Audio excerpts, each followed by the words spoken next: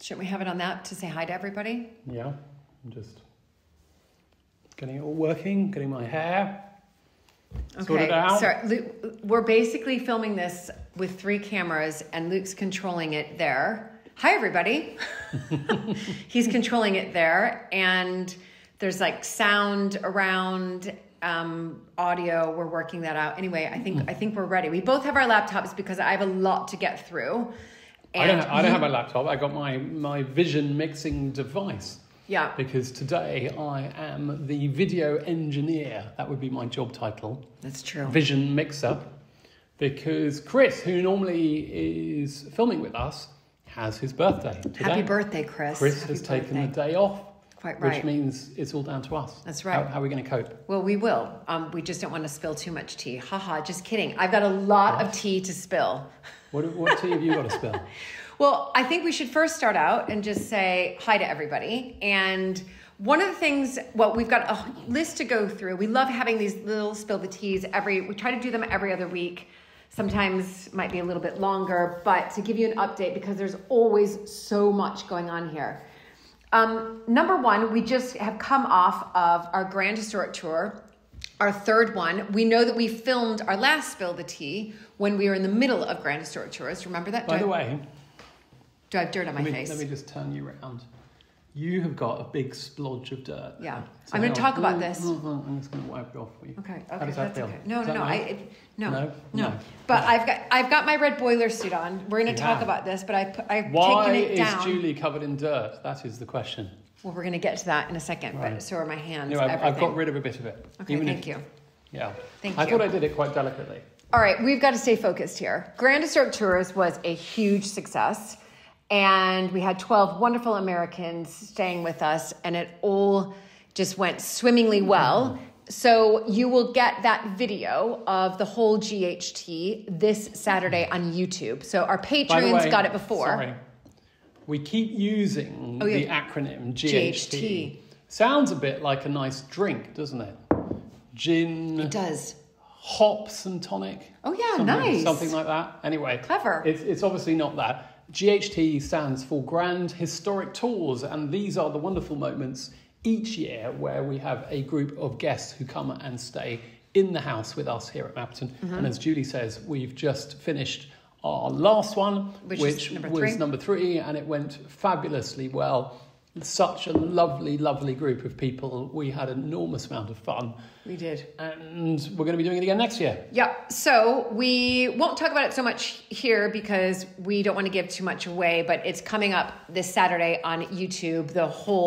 You're going to see everything that everybody did on each of the days. It's very exciting. So be sure to set your watches for Saturday. Our videos come out at 7:15 p.m. UK time.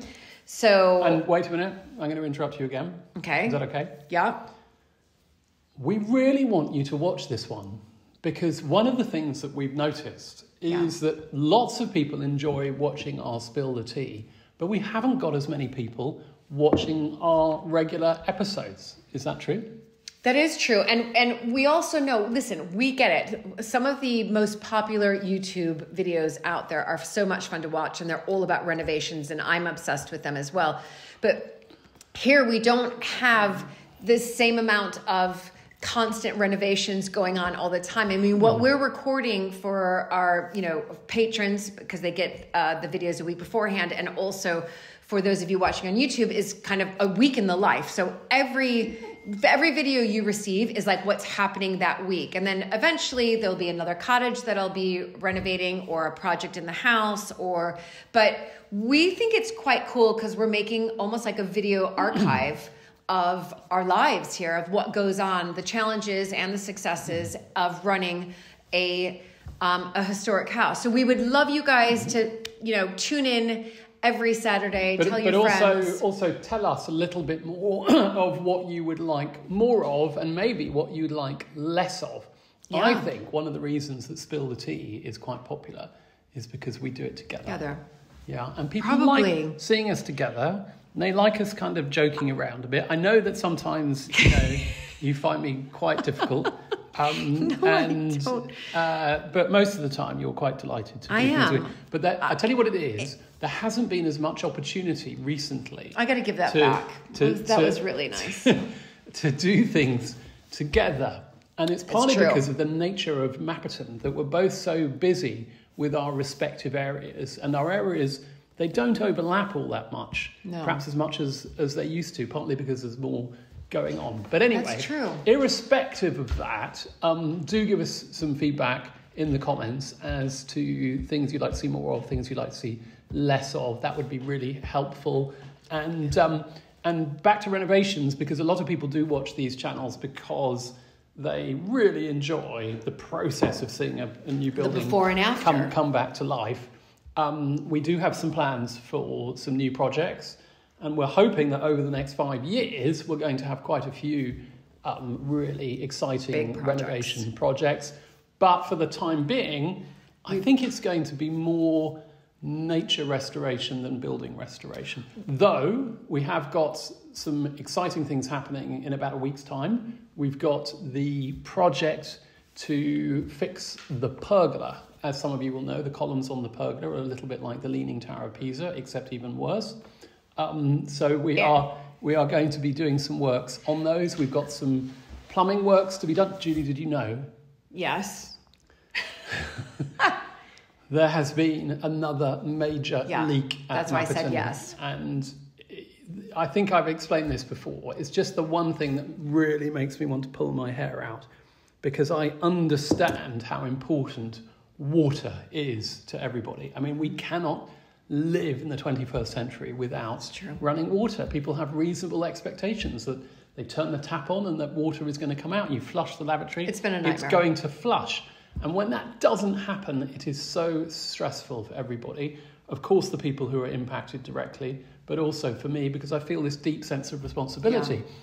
And yet, the water system at Mapperton, in spite of numerous upgrades, numerous sets of new pipes, things keep going wrong, and we have got yet another leak at the moment. It's driving me absolutely potty. It's a leak where we've actually been able to find the leak, but as far as I understand it so far, we haven't been able to find the pipe that is contributing to the leak. And we've got a digger going around in circles, digging holes. I'm hoping to get up there later today, and we'll hopefully find some footage of this. Yeah.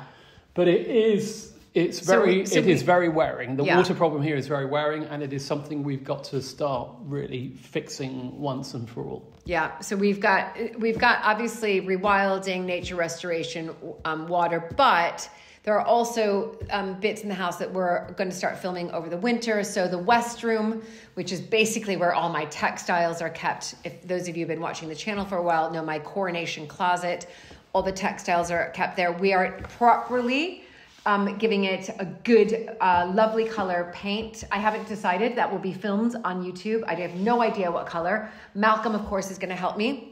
We're going to take down the curtains. We've got a great idea, something a little bit different with sort of the curtains, maybe not used curtains, but I don't want to give it all away because we had Malcolm here yesterday. And he was looking at that room. And then also underneath the staircase hall, you probably haven't even seen this room. Although I did recently put it on a video because we are going to renovate that. And I thought it was going to be my cutting flower room, but I've lost that battle. So Julie has done a wonderful meander in all of that. I have. Because what was I talking about?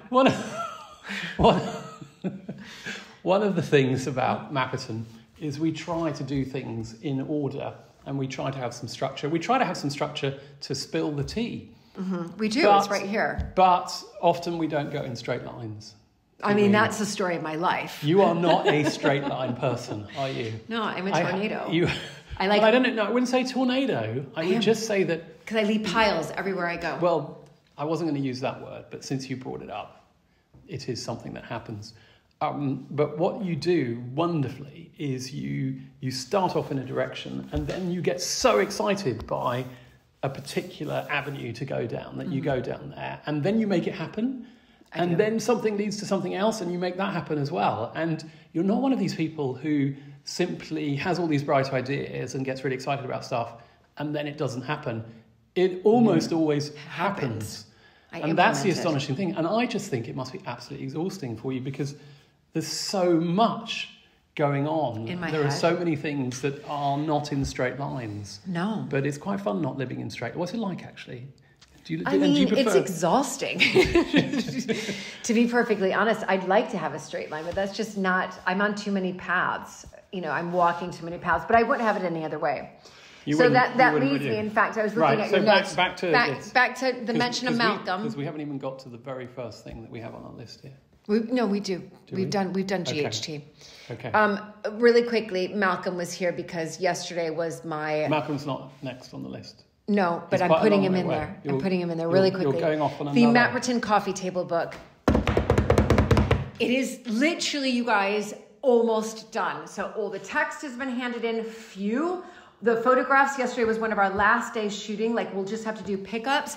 And I have a huge meeting in London at the publisher Quarto, their headquarters, which is by the Tate Modern Museum. And so they are right off the Thames. And I have a huge meeting. It's an all-day meeting. Malcolm's coming with me. It's from 9:30 until 4. Malcolm yesterday was like, what? And I'm like, yeah, you're going to be with me all day. And that is the layout of the book. It's laid out on a flat plan now, but proper layout and making big decisions. So anyway, that's that.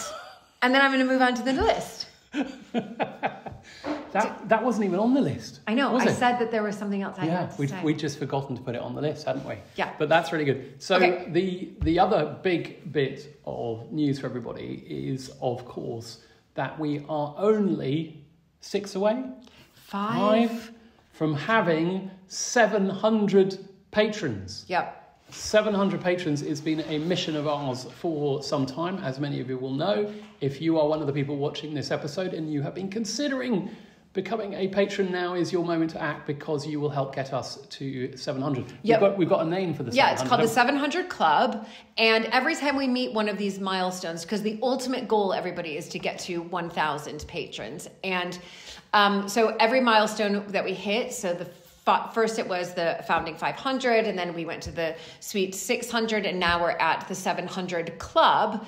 And with that, once we reach that, every patron, including those who have been from the very beginning to those who signed up, 2 months ago, will be getting a digital scrapbook, which have been hugely successful. So you're doing a special 700 Club digital scrapbook. Exactly. Yeah. So what's going to be in this one? So this one is about never seen before photos of Mapperton before our time. And the earliest that we can find is of the interiors is of 1919. But I did recently find a good drawing in the house. It was a really good one of 1901. So I'm going to include that. That's probably going to be... These are things that even I haven't seen. So 1901. So hopefully I can be part of this club as well.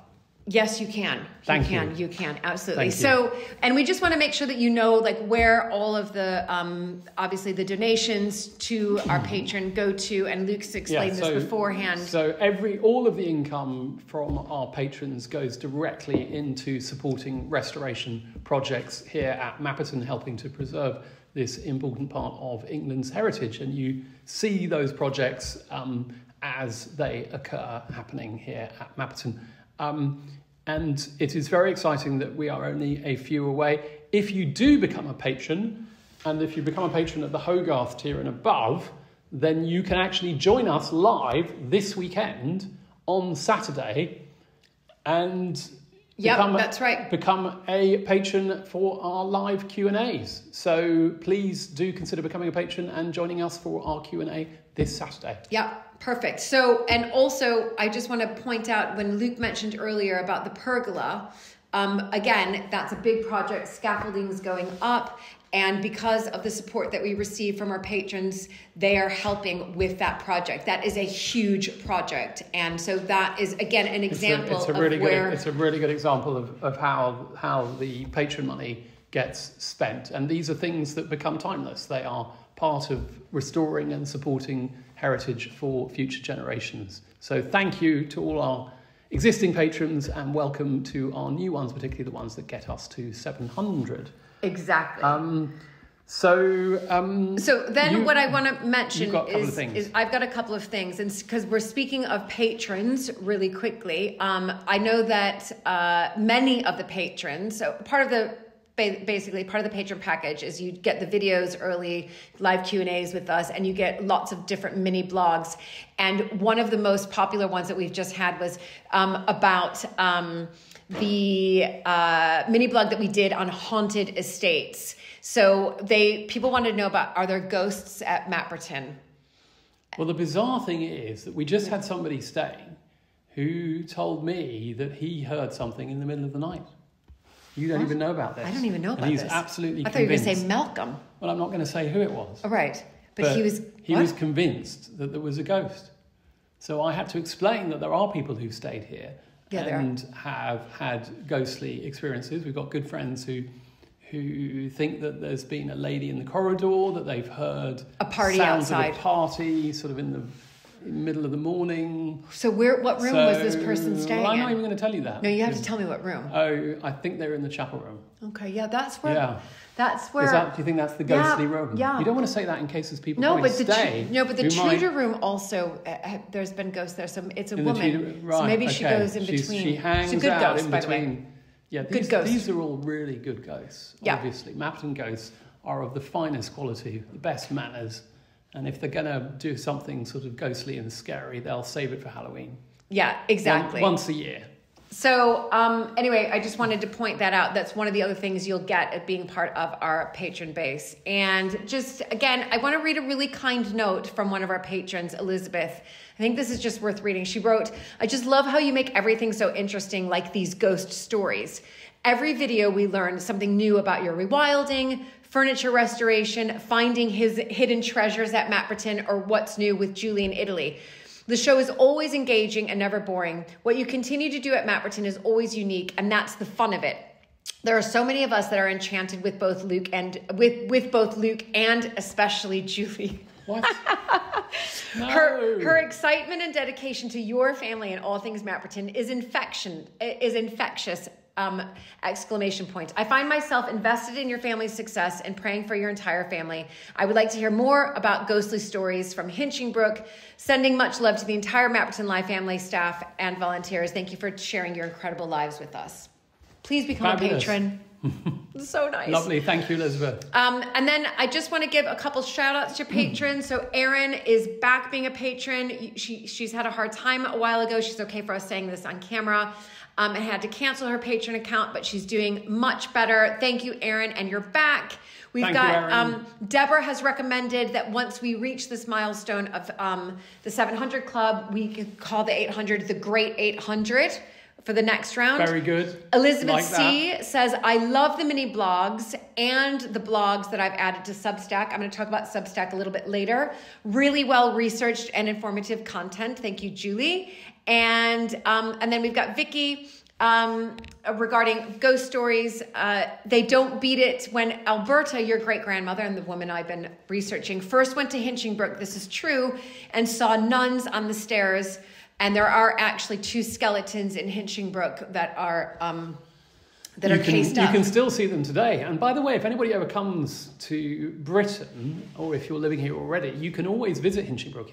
It has open days, and I think part of the tour you can see the skeletons under the stairs. Under the stairs, which were found during the renovations after Luke's family moved out and when it was being converted into a school. But the story about Alberta, and George, her husband, has written it down in his memoirs, is that the first time that she stayed at Hinchingbrook, she came down to breakfast. She was with then the 8th Earl at the time and her husband, George. And she asked, why were there nuns staying in the house? And they said, "What are you talking about? There aren't any nuns staying here." And she said, "No, there are. I passed them on the stairs as I went up retired into my bedroom last night." She passed them. So anyway, that is the story. And remember, Hinchingbrook used to be a nunnery. It used to be a nunnery. There you go. Now, we've got Halloween coming up. Yes, we do. We've got lots of excitement because we've got record numbers of people booked to visit. Record. Is that right? Okay. Quick note here. We've got Heather, our amazing marketing executive who works here a couple days a week. She's incredible. And we've brought her in sort of midway through the season, I think in June or something. And she's done an outstanding job just to help get us more physical visitors here. And when Holly and I, many of you know Holly, our events and weddings manager, sat down with her and we were talking about half term, which is the school break in October, a whole week-long break over the kind of Halloween period. We said, well, we'll do a Halloween trail. And Heather said, oh, well, I'd really like to get 500 through the door. And Holly and I were like cracking up in this meeting. And we were like, are you kidding me? Like, we'll be lucky to get like 50 to 100 kids through the door. We now, as of today, a few days, and this doesn't start until Sunday, the 26th of October. So we're 4 days away. We have 200 tickets sold. 200 tickets. Yeah. And fantastic. that's normally, online. And normally only about half the people will book online. Yep. So lots of people will come on the day. And we've still got 4 more days to get to So 250. we think we could possibly hit 500 because how the maths usually work is however many people book online for events, you just take that same number and that's usually who comes at the door. Yeah. So fingers crossed. And it's going to be quite a spooky Halloween this year, though. They've got extra things they're going to get to do. The kids are going to get to do Potion, in the coach house, like so potion making, make your own potion. potion. It's called Pippa and the Potion Trail. Pippa is our very scary cat.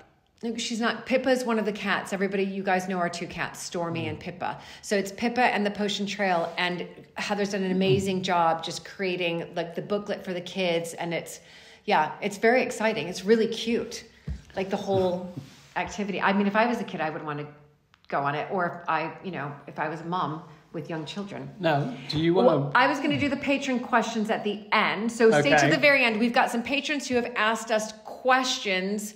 For example, about aristocratic marriages, and are they as dramatized as we, in those period dramas? Are they, or does it really happen in real life? So I'm going to get to that question, because it seems like there's always so much scandal going on. So I've got a present for you, and it is an apple. Is it a russet? I want you to try this apple and tell me what you think of it. Okay. Because as people know, Julie has picked a lot of apples in her time. She is something of an apple expert. This year we have almost 500 bottles. Produces fabulous juice. I do. And this apple is an apple I've been waiting for Julie to try. It came from Claire, didn't it? So try it out. I know it came from Claire. Try it out. That's a good apple. Don't you think that is an extraordinary apple? It's got a little bit of sweetness and a bit like a sort of Bramley or something. But it's also got a bit of the russet apple taste as well. And apparently it's a variety that I've forgotten the name of, I'm afraid to say. But we are going to go and visit its location on Mapperton Live because we have discovered a lost orchard on the estate. Where? And well, I can't tell you that because it's a surprise. I thought we could do it together. Julie and I are going to go up to the lost orchard, which is starting to be cleared away, so it is a little less lost. Mm-hmm. And it has 3 of these trees. Look at Julie, she really often doesn't eat the whole apple, but you're quite enjoying this apple, aren't you? Mm-hmm. Can you think of what the juice would taste like from that apple? Unbelievably good.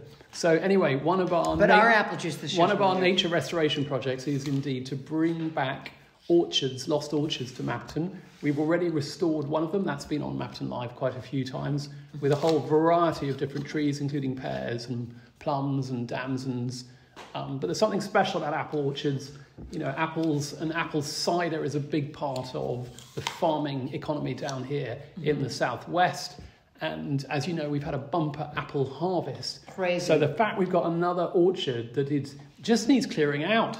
And it's there. Wow. And I'm going to take you to it. And you've never been there. You won't. Where's the other orchard that you're talking about that has pears, apples, and damsons? Well, we planted a whole new orchard. You know about that. The new orchard up at Coltley. Up at Coltley. Yeah. You know that one. I do know. Have you not been to that one? You must have been. Sometimes. I mean, there are places you haven't been. Anyway, so that is going to be a fun future trip. While we are on the subject of the wider estate, one of the great excitements of the last week is that we have managed to plug the dam the bank that has been stopping the water from filling up the pond, and the pond is now slowly filling to a point where we think, I can't be held to this, but we think we're going to be able to get beavers back at Mapperton in November. I know, that's so exciting because I wrote about it in my coffee table book. Did you? Okay, yeah. That is true. In your coffee table book, you brought up beavers in the present tense. Mm-hmm. And the problem with beavers in the present tense is that they are not here at the moment. They have to be talked about in the past tense. I knew but that by they the were coming. time the book comes out, you'll be able to talk about them in the present tense again, unless they escape again. We had that conversation. So that will be absolutely fine. Mm-hmm. So yeah. It's delicious. So, shall I talk about my kitchen garden? It's so good. Yeah, Sorry. shall I have a little bite? Mm-hmm. So the reason that Luke was wiping dirt off of my face, which I'm just gonna, is because the kitchen garden. How would you describe that started? Flavour? It's a russet, but it's sweeter it's got than sort a of russet. notes of strawberry, or Really good. you could talk about it like a sommelier talks about a fine wine. Mm-hmm. So, look at my dahlias. They don't smell. They smell a bit, A little bit. but they are. That one is super cool, isn't it? What's this one called? Do you know? No, it's just they're all dahlias. I don't know what they're, but there's you've got big ones, you've got small ones, and these are in the kitchen garden. But today has been a huge day. That's why my hands are completely filthy dirty. That's terrible, but they are.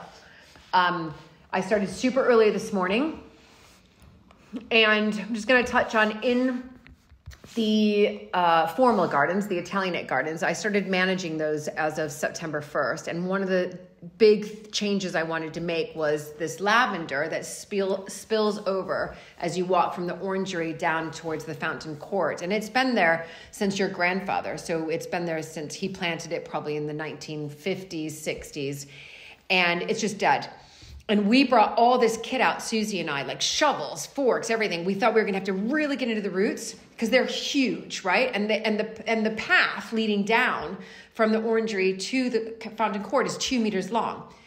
The lavender was spilling over so much that you had about 18 inches that you could walk through.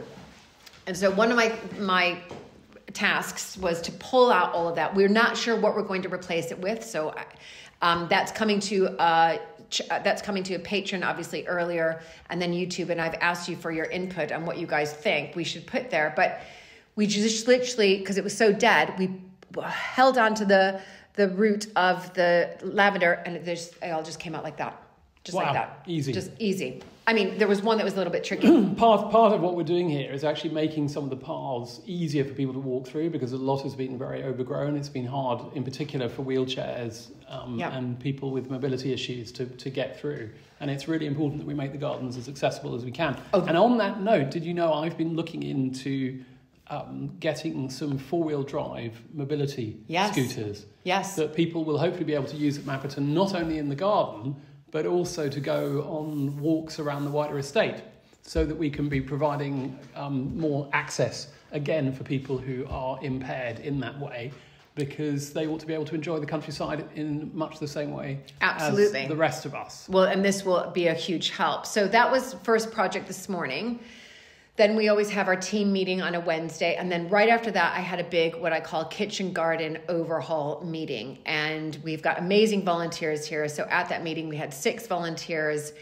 And we discussed what we want to do in the kitchen garden, which, by the way, we have filmed some of that for YouTube, but in particular, creating big compost bins. So we're going to try to use compost, basically, create our own compost through... well, there will be lots coming out of the cafe. That's right. So we've developed a way that you can put all the scrapings into one compost, then all of the peelings, etc., in another one, and then we're going to have a worm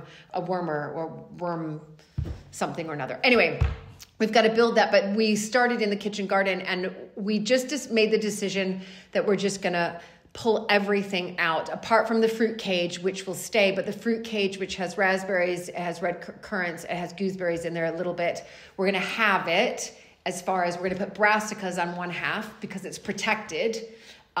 from pigeons, etc.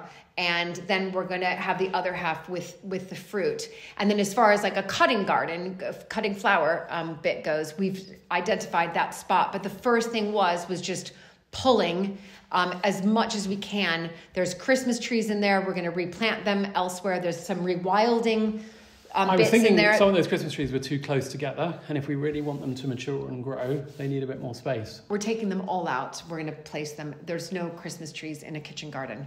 Oh. So they'll be taken out. Okay. Yeah. Will they come back for Christmas? Well, we're going to put one in the church, give one to us, and then the rest we're going to sell at the Christmas market. Oh, so the Christmas trees are actually going to be harvested, but they haven't grown. Well, we can replant them someplace else. If you can tell me where on the rewilding estate to replant them, we can replant them. Okay, we might have to have a discussion about Christmas trees. We were just going to sell them. Oh, okay. Yeah. So anyway, but we can replant them easily. But they can't be in the kitchen garden. Okay. So as far as like fruit and veg, we've just got to flatten it first. And then after that, we build from there. And we've got Jody, who works on the rewilding project with Luke as well. And she is massive into her kitchen garden. And she has just fantastic ideas and knows what to do, and also knows how not to spend money on this as well. Really good. Like you can reuse this and etc. So it's really exciting. Jody is terrific, and Jody also helps oversee the holiday cottages, and she leads some of the rewilding tours. So she's also a volunteer here at Mapperton. So Jody is a huge asset to Mapperton, and we're very grateful for her. So anyway, that was day one today. And I'll come and show you. So have we gone through I think we've gone through on this. There was I mean, the last thing to say about this time of year is it's our planning season. So we're starting to think about things for next year. What are we going to do differently? What are we going to keep the same? I think the headline is that most things we will keep as they are. They've mostly worked. It's been a positive year. Positive year. Yeah, one of our better years. Yep. We have got one of our best years. We've got some big items coming up though, which I think are going to need quite a lot of investment in the off season. I'm thinking particularly of the water system. I'm thinking particularly of some of the roads, the tracks that are going to need work doing on them. That's a nightmare. So there's one or two houses that need quite a lot doing to them. So in the off season, we try and spend that time getting ready for the season and also making other improvements. And obviously, we've talked about the pergola, and there may also be some other bits of stonework in the garden. But in terms of other big things next year, we've got a wonderful new employee starting in December. We'll introduce you to him then.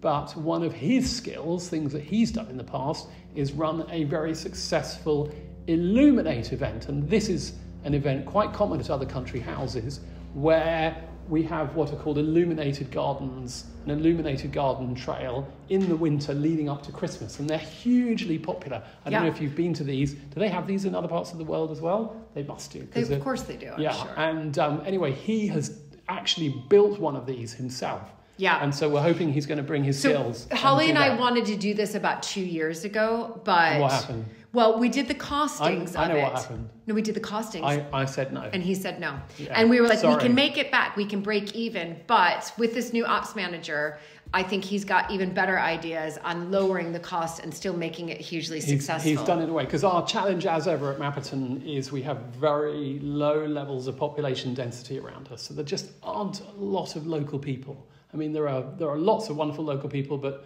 not enough sometimes to make these big things work. So that's very exciting. And you have to start planning for that in January. I kid you not. Oh, yeah. You have to start planning for Illuminate in January. Absolutely. So we've got, obviously, after Halloween, we have our big Christmas market. 2 days, Holly's hoping to get 4,000 people, which would be amazing. Then we have Christmas wreath making. We've selling out those days already. And then we also, for the first time in a long time, we did do this maybe one time before, we've got Christmas lunches. Yes, and we're getting bookings only on specific 3 days. 3 days, yeah. So, which is great. Anyway, we'll fill you all in on all that stuff, but there's a lot going on here at Mapperton. So you've got one or two other things. So I've got a couple of things I want to talk about is to the patrons. I'm going to have a sip of my tea. Exactly. Except those of you who can see from the top camera will It's see water. that it's actually water. Yeah, I'm not ready for tea yet today. Well, maybe in like an hour and a half at 4 o'clock. It's So a nice mug though. Do you remember where we got these? I got them in Mexico. You got them in Mexico, didn't you? Look at this. Mexican mug. There, it says Mexico on the bottom. Does it? Well, it must be Mexico then. There you go. Yeah, so we've got the blue one.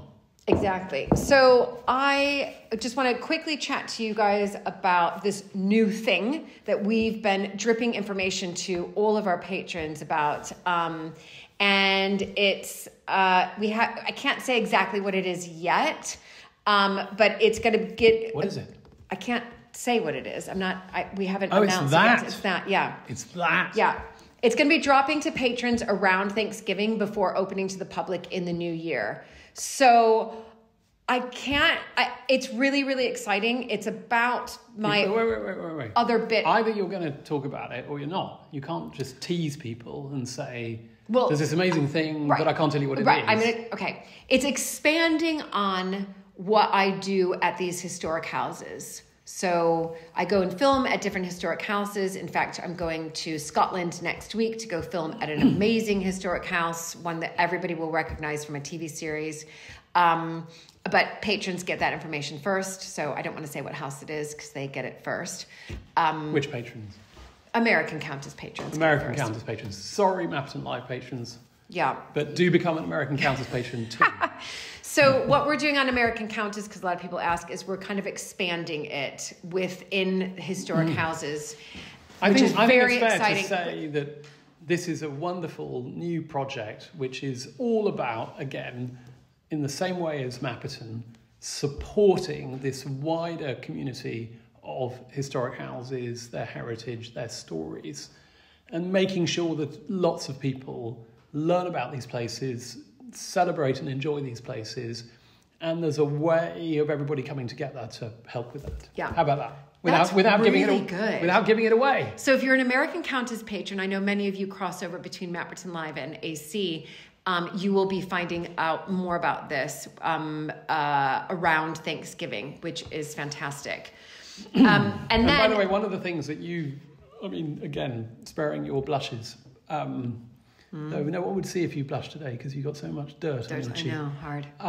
Is that, Julie, so much of your work really is woven into these places now. It is about bringing them to wider audiences, but it is also about getting people to really care and lend support either as patrons here or at American Countess. And it's just extraordinary the way you've managed to do that, not just at Mapperton, but in these other houses too. And it all does fit together. It does. But it's quite a lot on your plate. And sometimes, it is. Well, that's why luckily I have Victoria. In this case, there is at least a reasonably straight line from Mapperton to these other ones, isn't there? It's kind of quite linked. And yes, we have a wonderful support of people helping us with it. Victoria, which is amazing. It's not all on us. And I do a bit. Of course you do. Of course you do. He's very involved in the background. Absolutely. So just a side note to that is many of you on AC have been like, wait, you've got this Substack now. You're writing about Gilded Heiresses on Substack. So those of you, how it works on Patreon for AC, for American Countess, is if you're in the top 3 tiers, so Alberta, Countess of Sandwich or above, you automatically get access to all of my paid articles on Substack. But I do want to announce that I am a Substack bestseller. I can't believe it. I launched my Substack basically the 1st of September, and I've been writing about the Gilded Heiresses, and in particular around Alberta. We have so many of her letters. I do audio readings of her letters, and then bring in other American heiresses as well, write about that period, the Gilded Age, and I'm a Substack bestseller as of yesterday. You are a Substack bestseller? Yeah, congratulations. it's really actually really exciting. Yeah. So, have you got a certificate? No, I think I got a digital one. I think I got a digital one. Should we make one for you? Well, I think I Substack. could make one for you. Okay. Yeah, if they don't have one, I'll make one. You can for make you. one. Yeah. So you do get that if you're in Alberta or above, but if you're just like, hey, I'm on Mapperton Live, I'm a patron, I just want to subscribe to your Substack, head to gildedheiresses.com. That's it, gildedheiresses.com. And I think the link is in the description down below. And you can see my writings there. Looking at the time... Well, I do want to answer these questions. We have been talking for quite a while. Right. But you've now got some quick-fire questions. Yeah, quick-fire questions from our patrons. We want to get through these. Thank you, patrons, for these amazing questions. So from Deborah, and this is what I sort of hinted at earlier on. Do you find that in these aristocratic marriages that there was more to it than a sort of an arrangement? Were there more divorces, unfaithfulness, betrayal than a lifetime together after marriage? So many of the period dramas and documentaries suggest so much scandal. I mean, I think during that period, if you look at how many of these peeresses ended up either being unhappy or divorced, many of them, it was this huge arrangement. I mean, that is what was happening. Obviously, times have changed. You can just look at the royal family. There are no longer these arranged marriages anymore. But I do believe that in what you're seeing on the period dramas, yes, they've been embellished, but there will be in some point some element of truth to it based on somebody else's life, because that's what they're really pulling from. The Gilded Age is a perfect example. You've got Bertha, who's obviously Alva Vanderbilt, and you've got Gladys, who's obviously Consuelo Vanderbilt, and that's what they're pulling that from. Dr. Lyle asked how Julie hasn't learned to set a table after being in the UK for so long. It's quite a funny... Yeah, I think I'm with him on that, but you're doing better. You've worked out that you start on the outside and you go inwards. It's just that you don't necessarily get the courses in the right order. It's when it comes to multiple courses, it gets me. That's it. If it's just a simple if it's two courses, it's fine. And when do you put a spoon and fork at the top as well? Pudding. That's for pudding. Sometimes it can be on the side. It's confusing. See? Then Susan asked, do I make quince paste? Will it be in the Alberta cookbook? Quince paste, I don't think is in the Alberta cookbook, but guess what? We had some delicious quince paste on our Grand Historic Tour with the cheeses that went round. We had these wonderful smart dinners, black tie dinners with a huge cheese plate of local cheeses and quince paste and fig, I think. Was it was delicious. And then last question was again, Jeffrey, are you going to have these scooters for rent to explore the new rewilding? Oh yeah, that picks up on what I was saying earlier on, which I've forgotten that I've already mentioned it. So Jeffrey, yes, the idea is that they're available for people to rent when they get here, and then they can head off on their own and get to parts of the estate that they normally wouldn't be able to reach. Mm-hmm. That is the hope. I think it'll take us at least a year. So whether they're going to be in time for next year, I'm not so sure. I'm going to start I got to get back outside. You've got to get back. I've got a meeting coming up. It's all happening. It's all happening. Mapperton. And we are, as ever, delighted that you've joined us, given up your time to watch this video. Please do leave us any comments, like, subscribe, all the usual stuff. And we will see you at the next Spill the Tea. By the way, I've just realised I've been putting my code on my phone here. And we're going to get a lot of comments saying that my code has been visible on the phone. So I'm going to have to blur it out somehow. Yeah, don't you think? Anyway. Okay. Bye, everybody. See you soon. Bye.